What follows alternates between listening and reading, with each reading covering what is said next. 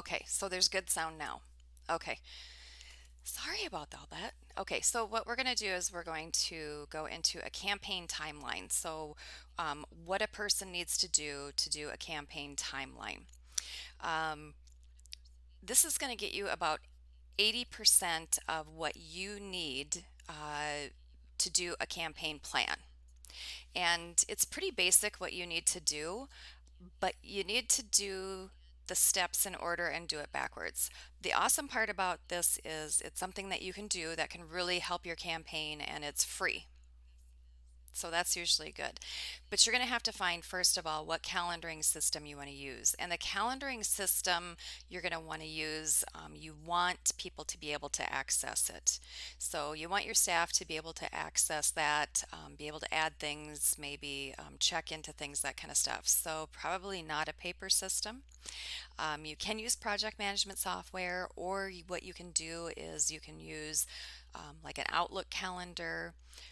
You could use a calendar in a chat group or a Slack calendar or something like that, or you can just use a like a Google Calendar.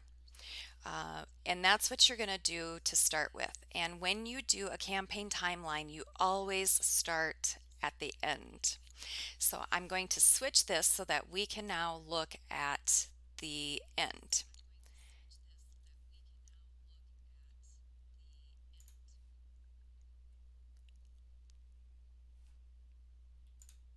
Okay, so what we're looking at is we're looking at my calendar.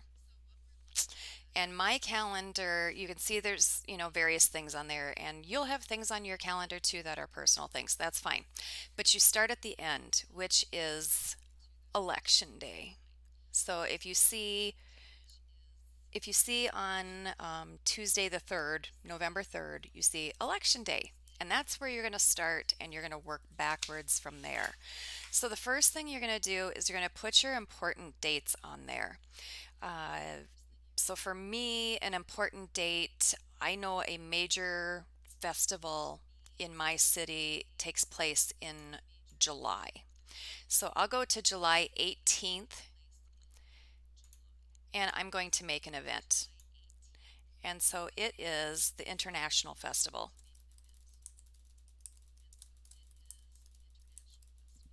Okay. And I know that that is all day, and that's fine. I can do guests, I can do all that kind of stuff. There's all kinds of things that you can put on there. Just going to save that. The other thing I'm going to put on there is that's very important is September 18th, absentee voter starts. So I want to make sure to have that on my calendar. So on September 18th, which is a Friday,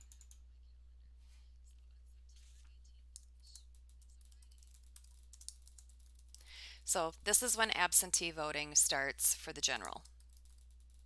Oops, I want to have it spelled correctly. Now I also know that there's a primary, and I want to get that primary information on there as well. So the primary is August 11th.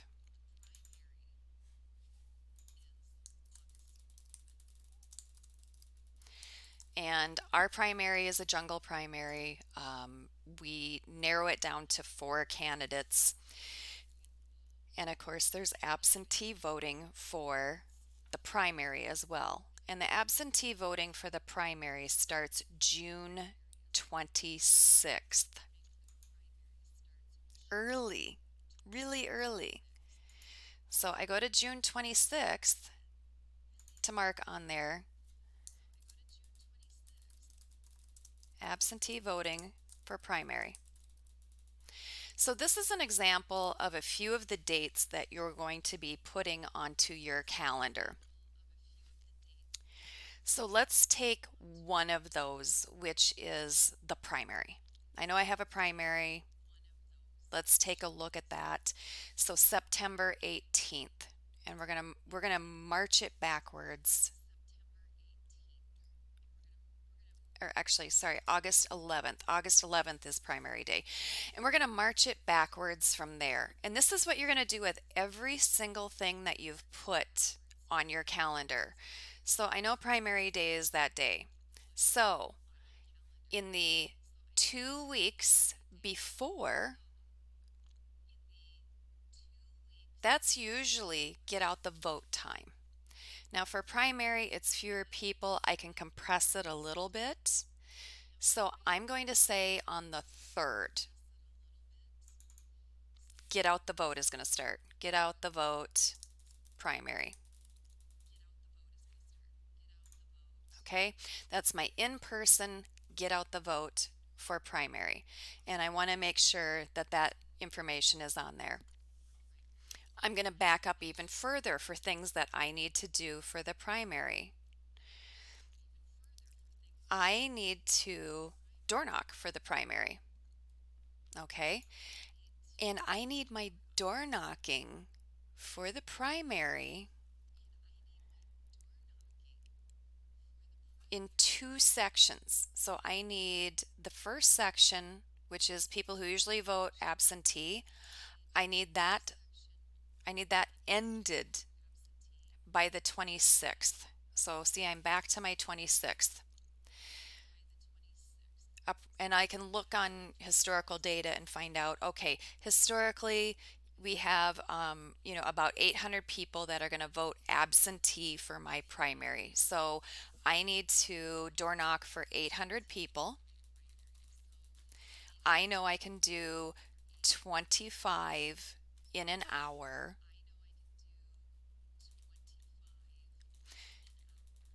So I got about 32 hours that I need to do for absentee door knocking.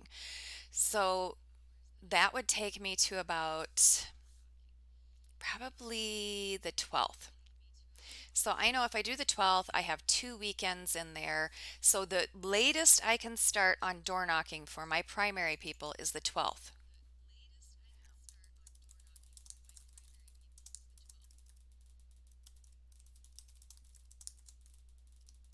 Okay, so I'm going to add that in there for primary absentee. Okay, so if I need to start door knocking for the primary on June 12th, that means I need to have my lit for door knocking no later than the 10th.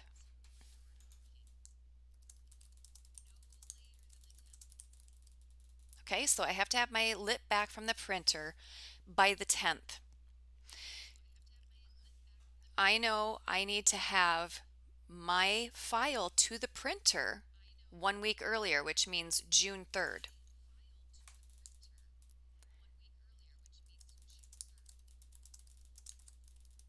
Okay, so lit file to the printer on the 3rd, which means I need to have my designer, I need to get my information to my designer, and I'm going to back that up 1 week. So now I'm looking at May 27th. So text and photos to designer lit. Okay, oops. Spelling is not too great. Okay, so now that's the text and photos to the designer for lit. So see, I'm already backed up to May on this. Okay, this means that I need to have, and you notice here I'm at the convention. So I know I'm not going to do anything while I'm at the convention. This means by the 20th, must have text done for lit.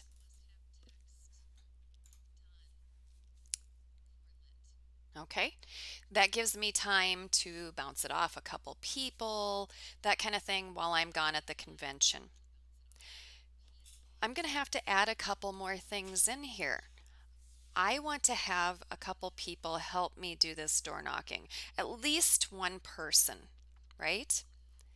Okay, so I go back to absentee voting for the primary. Remember, the 12th is when I must do the door knocking. I got to start. So I need to train people in.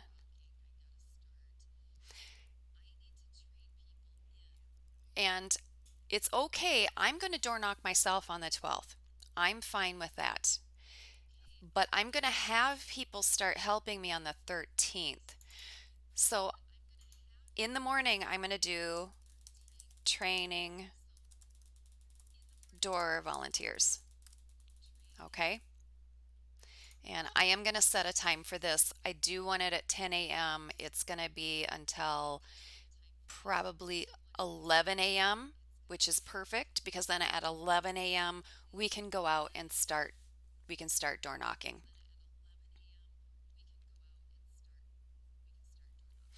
So that's just one single thing on here.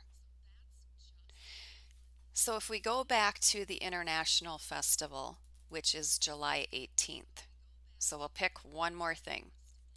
So we look at July 18th, the International Festival. I'm going to have different handouts designed for that. So I need that back to make sure I have it back by the 15th. So lit back for festival. And I'm going to do some of the same things that I did before, which means the 18th, I need to have the files to the designer, right? Or have the files to the printer. So design files to printer, which means by the first, I need to have text and photos to designer.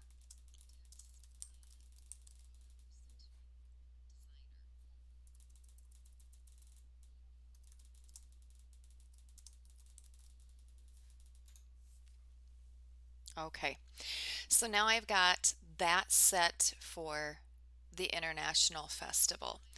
But to get a booth there, I will need to sign up ahead of time. So I look up the time of, the date of when I need to get signed up so that I have the best possible spot. So that's going to bring me back to May. And I know I'm May 11th.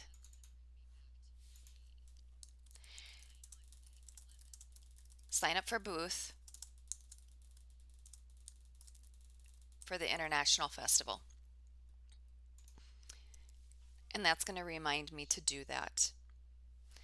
I also need to get volunteers for it.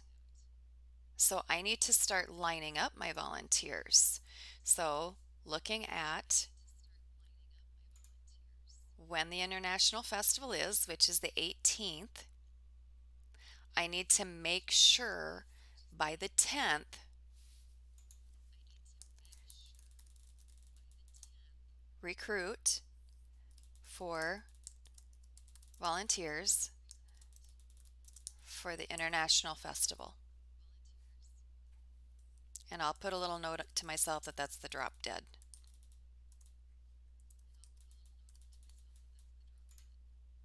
Okay, so you can see how the calendar is starting to fill up. Every single item you're going to put on there, every single festival, every single community event, every debate, everything, you're going to put that on there.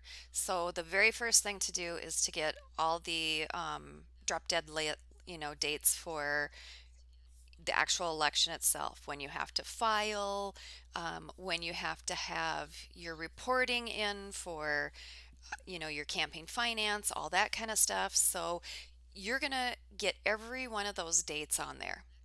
That's first. And then you're going to backdate every single thing that you need to do to make that happen. Every single thing. Same thing with your community events. You're going to start to do that. You put your community events on there, you put your debates, all that kind of stuff, and then you're going to backdate on that.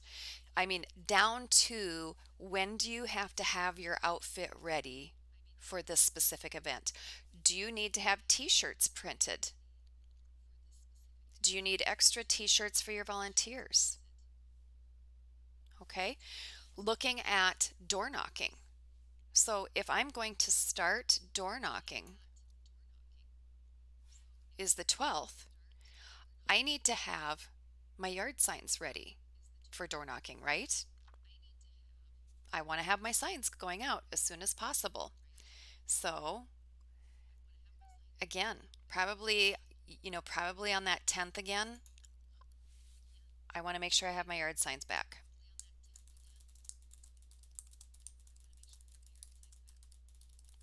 So I'm going to put my note, yard signs back from printer.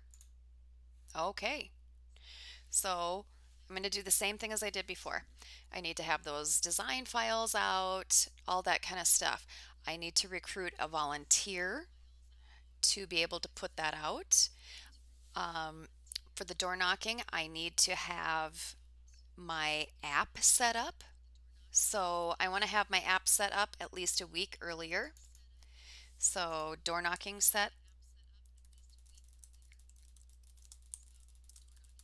So my door knocking app set because I have to have that ready for door knocking, which means I need the file from the Secretary of State. I know it takes a minimum of 30 days, but could take longer. So I am going to go,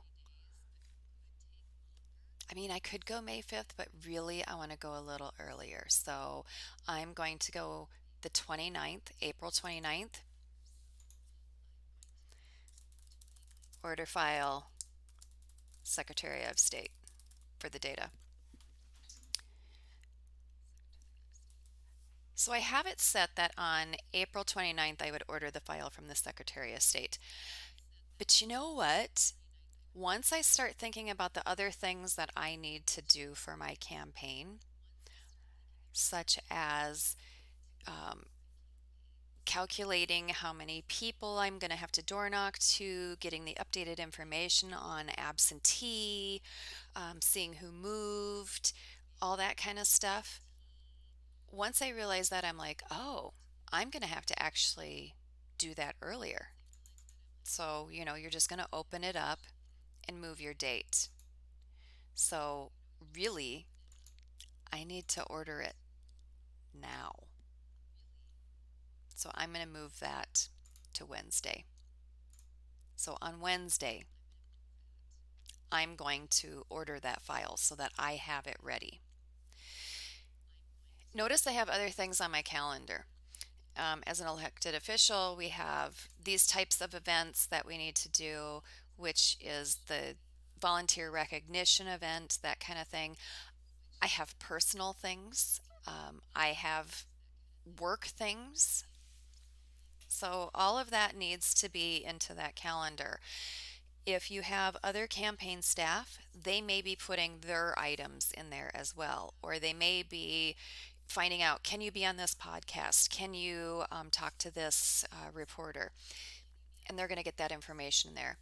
Other things to add to your calendar. Find out when your newspaper usually puts out the candidate profiles and that type of thing, and watch for those. Put that on your calendar to start watching for it. You don't want those kind of things to go to your spam. So if you put a reminder on your calendar, you'll be able to watch it.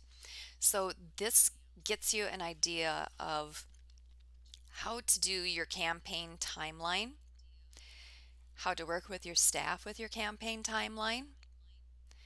And it's starting at the end of every single tiny little item and walking it backwards for each step along the way to make sure that you don't forget anything. Because it's not fun to get to, oh, it's time to start door knocking, and you realize there are several steps that you haven't done. You can't get your lid in time, all of that kind of stuff. So these are the things that I would suggest you do. So this is going to get you to about 80% of the way to um, getting your campaign plan done. The rest of your campaign plan is going to be about where you know, where you allocate resources. You may take items off your timeline because you decide they don't have a priority. It's going to be about how you're going to raise money, the priorities that you spend your money on. So your messaging. So that's about your other 20% of your time. But this timeline is absolutely vital. Very, very vital. So I will open it up to questions. I know I'm running 10 minutes late, but I also had about 10 minutes of not so much fun with with the audio. I will get that straightened out for next time. But if anyone has any questions, please ask and I will get those answered. Otherwise, you can always contact me with any questions that you have, and then we'll be set. So let me know. Um, I will not be on next Monday because I will still be traveling back from the California convention. So, be doing some candidate training there. But if any of you also have ideas for something you vitally need for your campaign and you need your campaign training on, just let me know and I will get that in. Otherwise, I am trying to take this to the point that you should have it in your campaign. So we hit the fundraising hard first, and now we're getting into the actual campaign planning. So the next things that we're going to be delving into is how you do either pulling or test knocking to develop your messaging and get that set. Find out what your advantage is, and also to find out what the advantages and disadvantages of your opponents are. So, thank you very much for joining me. I really appreciate it. This was fantastic, and we'll get this set. Thank you.